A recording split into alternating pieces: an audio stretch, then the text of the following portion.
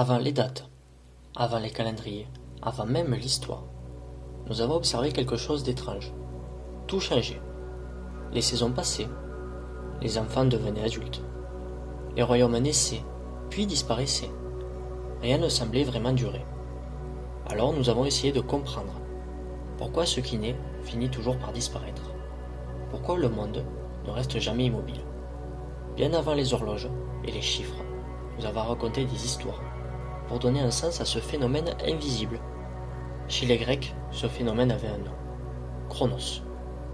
Dans les récits grecs, Chronos n'est pas un dieu bienveillant, c'est un titan, une force ancienne, née avant l'ordre du monde. Chronos renverse son père pour prendre le pouvoir. Puis, une fois au sommet, il apprend une prophétie.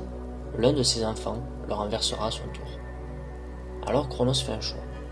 À chaque naissance, il dévore ses propres enfants. Un geste violent, terrifiant. Pourtant, ce récit n'a pas été inventé pour choquer. Il pose une question simple. Que fait le pouvoir quand il a peur de disparaître? En dévorant ses enfants, Chronos tente d'arrêter le temps, de figer l'ordre établi, mais le temps ne s'arrête jamais. Et malgré toutes ses préoccupations, Chronos finit par être renversé.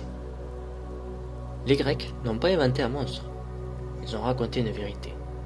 Rien ne dure éternellement. Si le mythe de Chronos traverse les siècles, ce n'est pas par hasard. Il parle de nous, de notre rapport au temps, de notre peur de perdre ce que nous avons construit. À chaque époque, nous tentons de figer l'ordre établi. Nous voulons que le monde reste tel qu'il est. Les puissants, d'un côté, cherchent à durer, d'un autre, les empires à se croire éternels. Mais le temps avance, quoi qu'il fasse.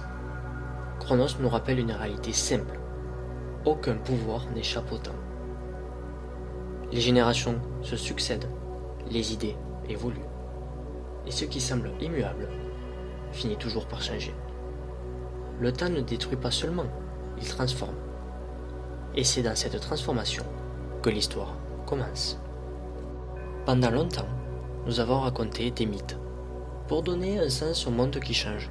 Puis, un jour, nous avons commencé à écrire, à consigner les événements, à comparer les époques. Le mythe n'a pas disparu, il a reculé. Et à sa place est née une autre manière de comprendre le temps, l'histoire. L'histoire ne cherche pas à arrêter le temps, elle cherche à comprendre pourquoi il bascule.